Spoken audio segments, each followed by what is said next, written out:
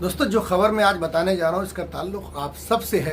SIR को लेकर supreme court में पिछले 3 दिनों से एक लंबी बहस चली, जिसके बाद सुप्रीम कोर्ट ने अंतिम आदेश जारी किया। इस आदेश को याचिकाकर्ताओं के लिए बड़ी राहत और चुनाव आयोग को बड़ा झटका माना जा रहा है। सुनवाई के दौरान जस्टिस सूर्यकांत और जस्टिस जयमाल बागची की बेंच ने चुनाव आयोग से कई अहम सवाल पूछे और पारदर्शिता के लिए कई गंभीर टिप्पणियां की। 3 दिनों तक चली इस सुनवाई में याचिकाकर्ताओं की ओर से कई वरिष्ठ वकीलों ने अपना पक्ष रखा। उनका कहना था कि लाखों मतदाताओं के नाम वोटर लिस्ट से हटाए गए हैं, लेकिन उन्हें अब तक ये नहीं बताया गया कि उनकी गलती क्या थी, किस वजह से उनके नाम वोटर लिस्ट से हटाए गए हैं। याचिकाकर्ताओं का तथ्य था कि जब किसी नागरिक का मतदान का अधिकार प्रभावित होता है तो उसे ये जानने का हक है कि उसकी वजह क्या है, उसका जो वोटर लिस्ट से नाम है उसे क्यों हटाया गया, और साथ ही उसे आपत्ति दर्ज कराने का पूरा अधिकार मिलना चाहिए। सुनवाई के दौरान सबसे बड़ा मुद्दा था कि बिहार में 65 लाख लोगों के वोट वोटर लिस्ट से हटा दिए गए। इन्हें या तो मृत घोषित कर दिया गया, या इन्हें अनुपस्थित बताया गया, या डुप्लीकेट वोटर की श्रेणी में रखा गया।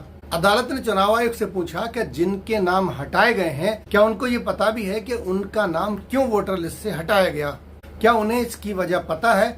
और अगर नहीं पता है तो वो आपत्ति दर्ज कैसे कराएंगे, वो अपनी शिकायत कैसे दर्ज कराएंगे? आपने बिहार और बंगाल और यूपी में कितने ही वीडियो ऐसे देखे होंगे कि लोगों को मृत घोषित किया गया है। संजय सिंह ने अपनी प्रेस कॉन्फ्रेंस में ऐसे कितने ही लोगों को बुलाया जो अभी जिंदा हैं, लेकिन चुनाव आयोग की वोटर लिस्ट में उन्हें मार दिया गया है। राहुल गांधी ने कई ऐसे प्रोग्राम किए जिसमें उन लोगों को बुलाया कि जो अभी जीवित हैं, लेकिन चुनाव आयोग ने अपनी वोटर लिस्ट में उन्हें मृत बताया है। कितने ही लोग ऐसे हैं जो हमेशा से उसी पते पर रह रहे हैं, पुश्तैनी उनका मकान है, लेकिन वोटर लिस्ट में उन्हें वहां से शिफ्टेड बताया गया है।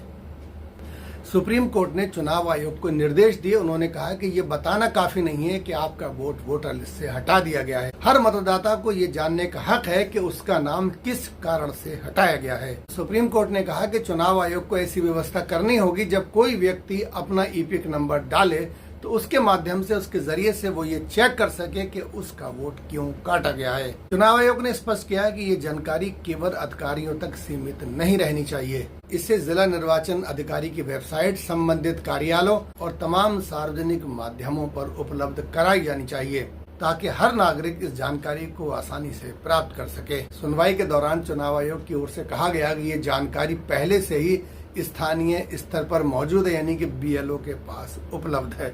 अब आपको बताता चलूं कि बीएलओ का कोई ऑफिस नहीं होता। बीएलओ ज्यादातर सरकारी टीचर हैं जो स्कूलों में जॉब करते हैं। वक्तन उन्हें इस काम में लगाया गया है, उसके बाद फिर से वो अपने स्कूल को ज्वाइन कर लेंगे। उनका कोई ऑफिस नहीं है और पब्लिक के पास कोई माध्यम नहीं है कि वो उस टीचर को ढूंढ सके या उनके स्कूल जाके बार बार उन्हें डिस्टर्ब करे कि आप हमारी जानकारी बताइए। लेकिन अदालत चुनाव आयोग की तरफ से दिए गए बयान से संतुष्ट नहीं दिखी। जस्टिस सूर्यकांत और जस्टिस बागची ने कहा कि लोकतंत्र में किसी नागरिक को अपनी जानकारी पाने के लिए किसी अधिकारी या किसी राजनीतिक कार्यकर्ता पर निर्भर नहीं रहना चाहिए। और जो कार्यकर्ता हैं वो दरअसल नेताजी से जुड़े हुए हैं, यानी कि सत्ता पक्ष के होते हैं, और वो वही करेंगे जो ऊपर से उनसे कराया जाएगा। अदालत ने कहा कि नागरिक को ऑनलाइन या सार्वजनिक माध्यम से अपनी जानकारी हासिल करने का अधिकार मिलना चाहिए। लिहाजा सुप्रीम कोर्ट ने चुनाव आयोग को ये निर्देश दिया कि 3 दिन के अंदर ऐसी व्यवस्था बनाई जाए। आप लोग को ऐसी व्यवस्था बनानी होगी कि कोई भी नागरिक अपना ईपिक नंबर डालकर ये जानकारी हासिल कर सके कि उसका वोट किस वजह से काटा गया है। और अगर ऐसी वेबसाइट पहले से नहीं है तो ऐसी वेबसाइट तैयार करना चाहिए।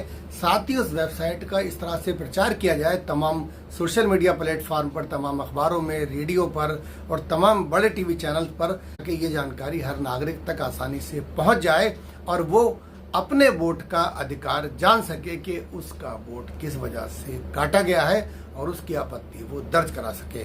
साथ ही अदालत में आधार कार्ड का मुद्दा भी उठा, जिसे पहले चुनाव आयोग ने मानने से इनकार कर दिया था। अदालत ने कहा कि यदि किसी नागरिक को लगता है कि उसका वोट गलत तरीके से काटा गया है तो वो उसके समर्थन में आधार कार्ड या दूसरे दस्तावेज दे सकता है।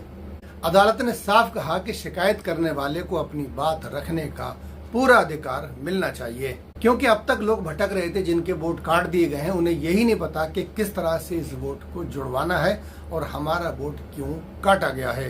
साथ ही कोर्ट ने एक बहुत बड़ी बात की। उन्होंने कहा कि जिन लोगों के नाम हटाए गए हैं उनकी जानकारी केवल वेबसाइट तक ही नहीं बल्कि स्थानीय स्तर पर भी उपलब्ध होनी चाहिए। ग्राम पंचायत कार्यालय, ब्लॉक कार्यालय और जिला स्तर की व्यवस्था बनाई जाए ताकि जिन लोगों के पास इंटरनेट की सुविधा नहीं है या एंड्रॉयड फोन नहीं यूज करते हैं वो वहां जाकर अपनी जानकारी प्राप्त कर सकें। सुनवाई के दौरान जजों ने बार बार इस बात को दोहराया और कहा कि मतदान का अधिकार लोकतंत्र की सबसे महत्वपूर्ण नींव है।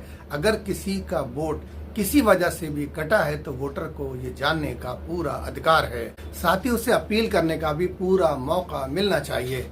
पारदर्शिता लोकतांत्रिक प्रक्रिया का आवश्यक हिस्सा है और इसमें किसी प्रकार की गड़बड़ी स्वीकार नहीं की जा सकती। याचिकाकर्ताओं ने अदालत के सामने एक गंभीर मुद्दा रखा कि अंतिम सूची जब जारी होगी उसके बाद अगर लोगों को पता लगेगा या उस दौरान लोगों को पता लगेगा कि उनका वोट कट गया है तो उनके पास अपील करने का समय ही नहीं होगा।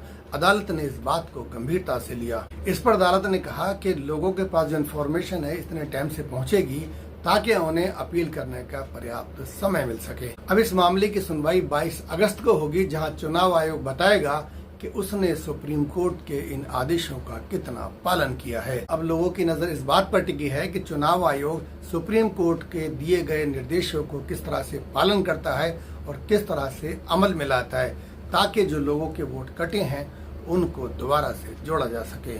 याचिकाकर्ताओं की मांग थी कि एसआईआर की जो प्रक्रिया हुई है, जो एसआईआर हुआ है, इसको पूरी तरह से रद्द किया जाए। बहरहाल अदालत ने इस पर तो विचार नहीं किया। अदालत ने पारदर्शिता पे विचार किया है कि ताकि लोगों के जो वोट कट रहे हैं, लोगों के वोट जो कटे हैं, उनको किस तरह से दोबारा से जोड़ा जा सके, उनकी किस तरह से जो समस्याएं हैं उनको सुना जा सके और एक एक वोट की जानकारी आसानी से उपलब्ध कराई जा सके। बहरहाल जिन लोगों का वोट वोटर लिस्ट से हटाया गया है कि उन्हें ये जानने का हक मिलेगा कि उनका वोट किस वजह से काटा गया है और उन्हें आपत्ति दर्ज कराने का पर्याप्त समय मिल सकेगा। आने वाले दिनों में ये देखना होगा कि चुनाव आयोग अदालत के निर्देशों का किस तरह से पालन करता है और 22 अगस्त को अगली सुनवाई में सुप्रीम कोर्ट इस पूरे मामले को किस तरह से रखता है। आप भी अपनी राय कमेंट बॉक्स में जरूर रखें और इस वीडियो को दोस्तों में ज्यादा से ज्यादा जरूर शेयर करें। बहुत बहुत शुक्रिया।